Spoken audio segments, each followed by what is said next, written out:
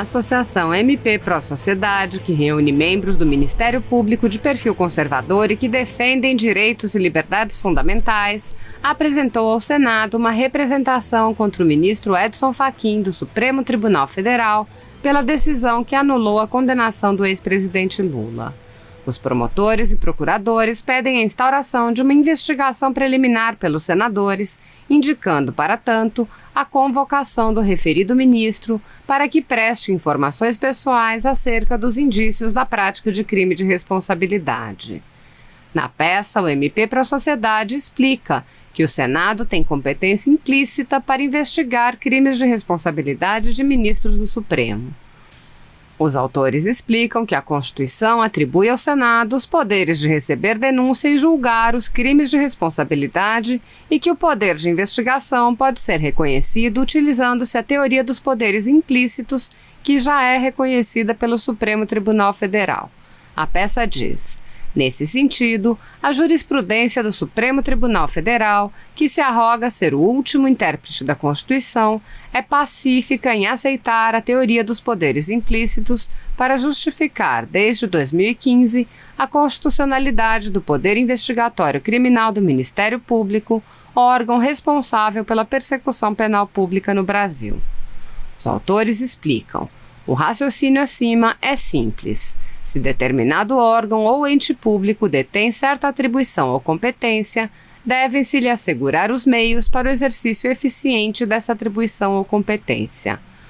No caso em apreço, se a Alta Casa Legislativa da República compete processar e julgar os ministros do Supremo Tribunal Federal pela prática de crimes de responsabilidade, devem ser assegurados todos os meios processuais e pré-processuais necessários e eficazes para o exercício dessa competência constitucionalmente atribuída pelo Constituinte originário de 1988.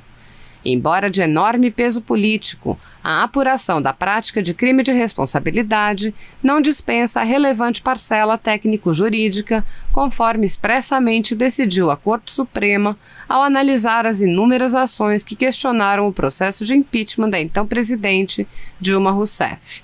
Portanto, por processar e julgar, deve-se entender implicitamente todos os meios eficazes à coleta das provas e dos elementos de informação necessários ao recebimento da denúncia por crime de responsabilidade e seu consequente julgamento final, nos termos da Lei nº 1079 de 1950. O mesmo fundamento foi utilizado pelo Supremo Tribunal Federal em 14 de março de 2019 para justificar a instauração ex officio, ou seja, sem pedido do Ministério Público, de investigação criminal destinada a apurar possíveis crimes praticados contra ministros daquela corte. A peça cita o pronunciamento de Toffoli ao instaurar o Inquérito 4781, também conhecido como Inquérito Fake News e Inquérito do Fim do Mundo, lembrando que, neste caso, o próprio Supremo assumiu o papel de investigador. Os promotores e procuradores explicam: ora, existe atualmente em nosso sistema processual um órgão de cúpula do Poder Judiciário da República que não tem competência expressa para investigar crimes, mas apenas para processar e julgá-los, e que, com base na teoria dos poderes implícitos, atribui-se tal atribuição, atuando de maneira ativa na fase pré-processual do processo criminal, instaurando ex officio o Inquérito 4781, que perdura até hoje sem qualquer informação sobre seu objeto e seu prazo para a conclusão.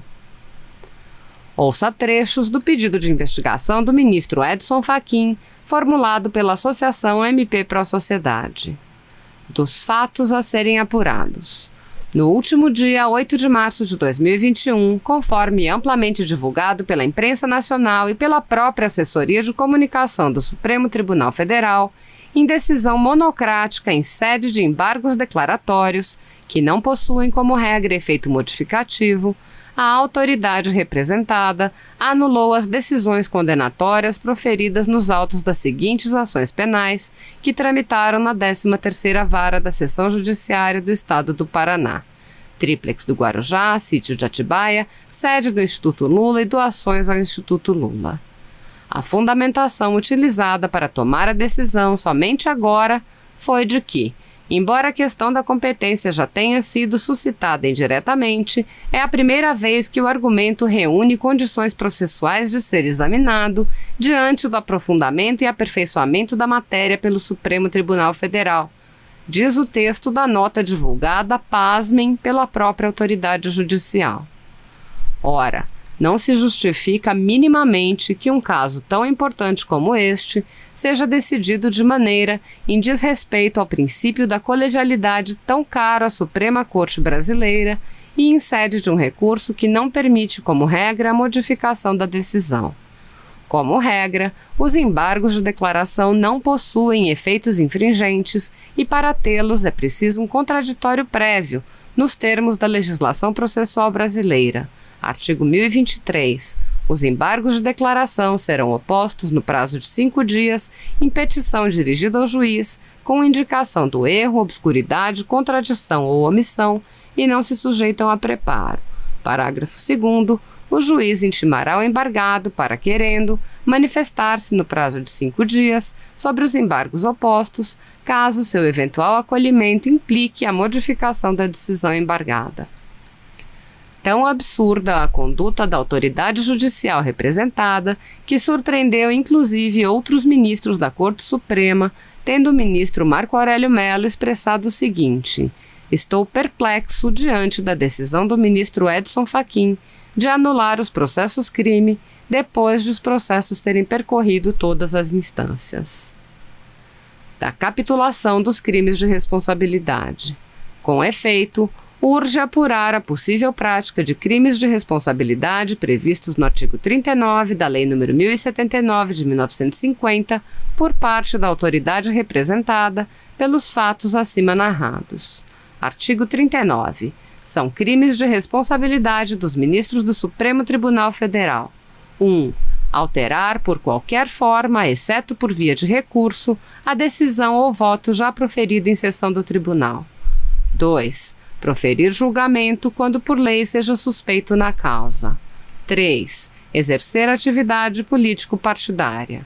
4. Ser patentemente desidioso no cumprimento dos deveres do cargo. E 5. Proceder de modo incompatível com a honra, dignidade e decoro de suas funções. Da conclusão e do pedido. Ante o exposto, a Associação Nacional MP Pro Sociedade representa pela instauração de investigação preliminar a fim de apurar possível prática em tese de crime de responsabilidade pelo excelentíssimo senhor ministro Luiz Edson Fachin, juiz integrante do Supremo Tribunal Federal, em razão de decisão proferida no último dia 8 de março, nos autos do habeas corpus número 193.726, em que Sua Excelência anulou monocraticamente inúmeras condenações criminais já confirmadas em sede recursal nos autos das ações penais abaixo referidas, conforme anexos que seguem esta representação.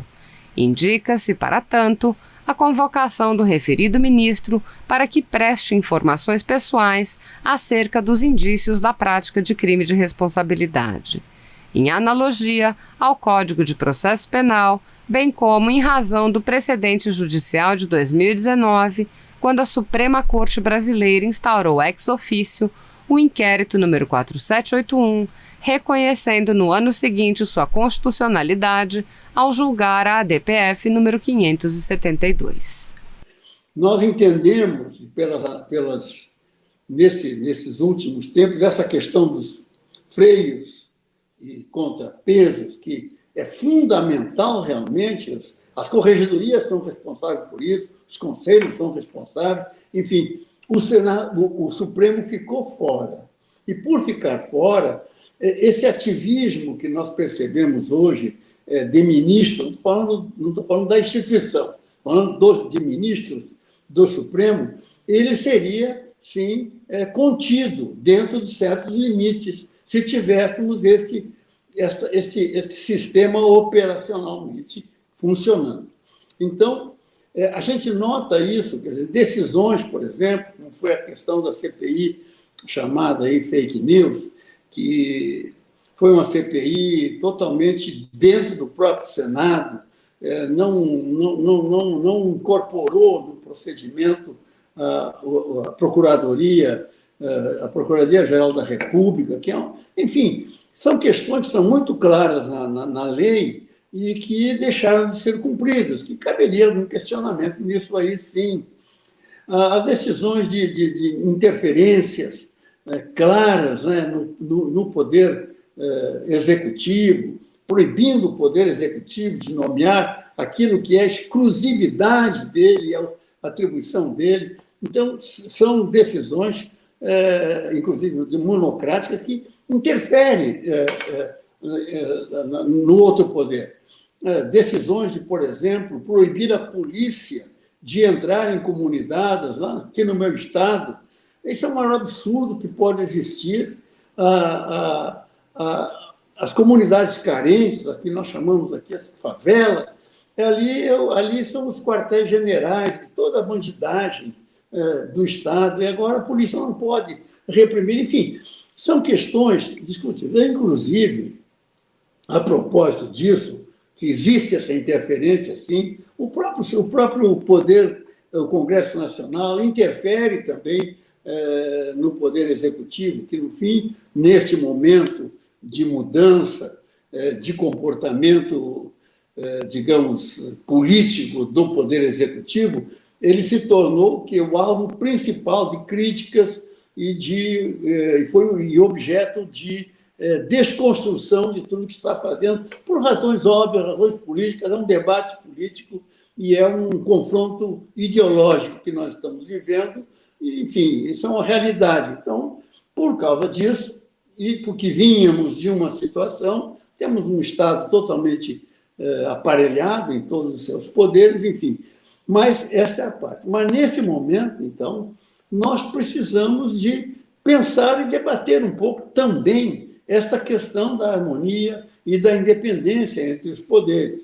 Eu fiz um requerimento, já está encaminhado, mas nesse período, como eu falei, de decisões por sistema de deliberação remota, não é adequado para discutir matéria dessa importância.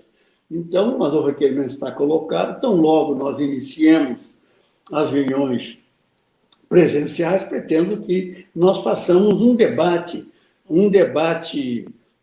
dentro no plenário do Senado, né, temático, sobre a independência e a harmonia entre os poderes, trazendo representantes dos poderes e representantes notórios, conhecedores da Constituição, de assuntos jurídicos, também da sociedade civil, para esse debate plenário. Então, essa é uma questão que está colocada.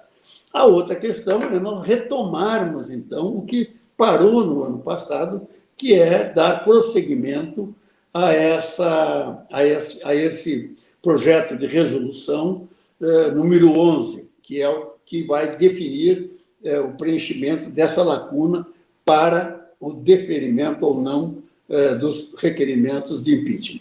Basicamente, do Senado, é isso que eu gostaria de colocar nesse momento.